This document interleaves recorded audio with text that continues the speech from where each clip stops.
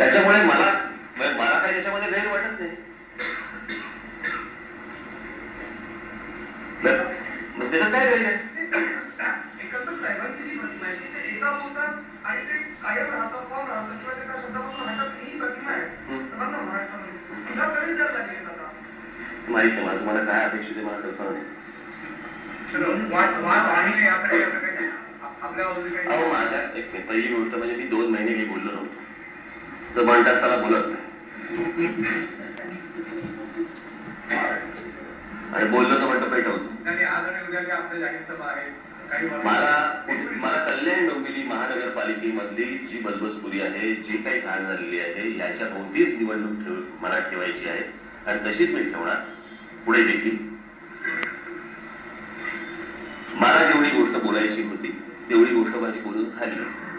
मला जे बोलायचे, जे कल्याण डोंबिवलीच्या नागरिकांशी संबंधित जो विषय आहे तोच याच्या पुढच्या माझ्या 3 सभांमध्ये येईल.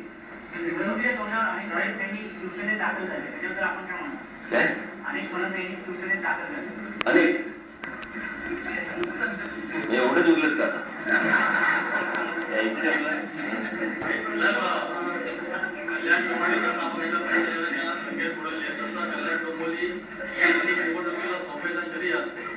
यावेळेस मनसे 107 उमेदवार निवडून एक ठेवलेला आहे.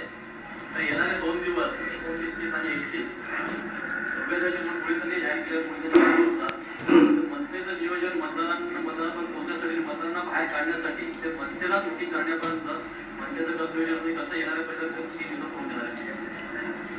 पेपर आधीच पुढे आता होणार आहे. बघा आता 31 तारखेला कळेल ना काय होतं. काय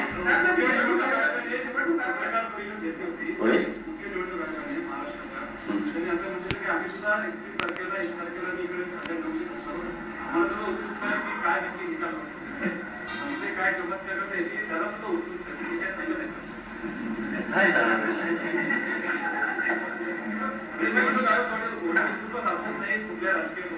एवढीच उत्सुकता मला असं वाटतं कल्याण डोंबिवलीच्या नागरिकांना पण मला जास्त आनंद आहे.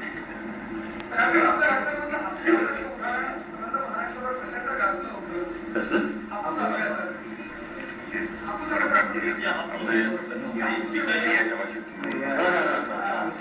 मला एकदम काय कळलं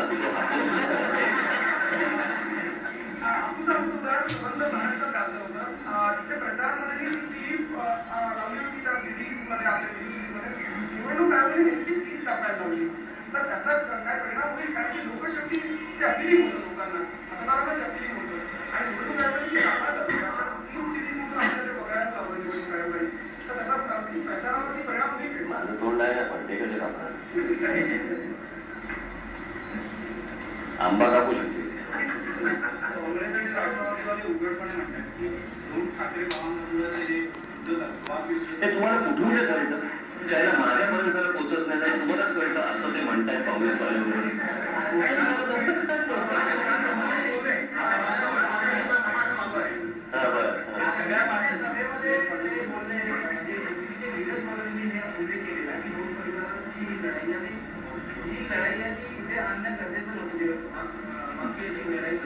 त्यांनी मला आपलं पहिले मित्र सांगा बरे का, यांचं जे काही चालू आहे आपलं राजकारण काँग्रेस एनसीपीचं, तो काय चाललाय तमाशा? भाजपची बेबी काम करत आली होती आणि त्यांनी एक नवं सांगितलं की आघाडीचं हे दुसरं अकाउंट आहे म्हणून त्याच्यावर आपली प्रतिक्रिया लाईटी पण नाही त्याच्यावर फार बोलावे. मी बोललो तर टेस्टिव्ह पेपरवर बोललो, त्याच्यावरती नाही. मग ते कोणी बोललं असेल बोललो असतो.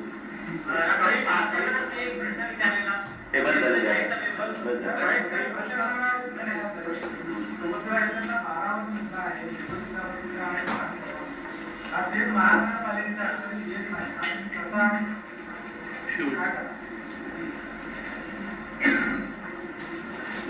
याचं कारणच असं आहे ना की अनधिकृतरित्या जे राहत आहेत हे तुम्हाला कसं होतं की शेवटी हा बोजा जो पडतो वाटलं कुठे जातो, वाटत कुठे होतो, तो शहरामध्येच होतो ना.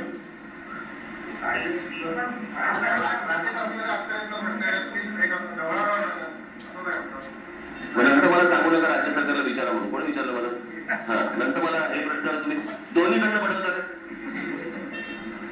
नाही मी तिकडून करून घेईन म्हणतो तर म्हणतात की कसं करून घेणार आणि मग हे करता म्हणलं मग राज्य सरकार आठवण येतं. बघा ना आता द्या तर पहिला हातात द्यावं.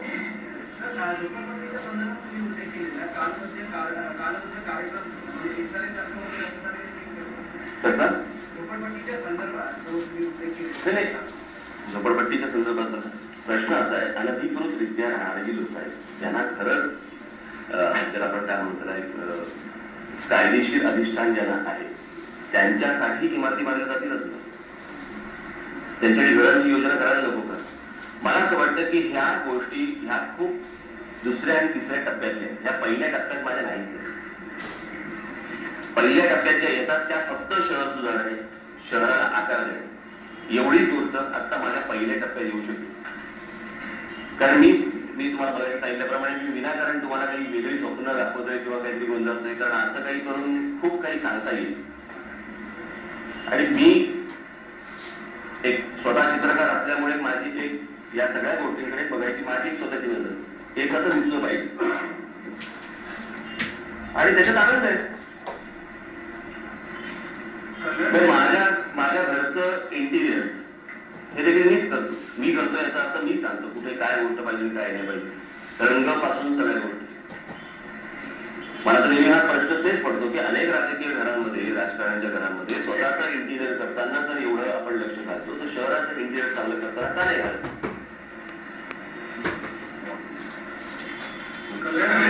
महानगरपालिकेचा जो काही बजेट आहे किंवा हा सगळा फंड हा दुसरीकडे वळवला गेला, तिकडे कारभार झाला सगळं. तुमच्याकडे खूप तुमचा वेळ यावर झाला की नवीन फंड आणण्यापासून सगळं हा सगळं काही तुम्ही करा. कसं आहे माहिती, मी आता या सगळ्या गोष्टी करत असताना मी सगळ्या गोष्टींची उत्तर तुम्हाला आता नाही देऊ शकतो.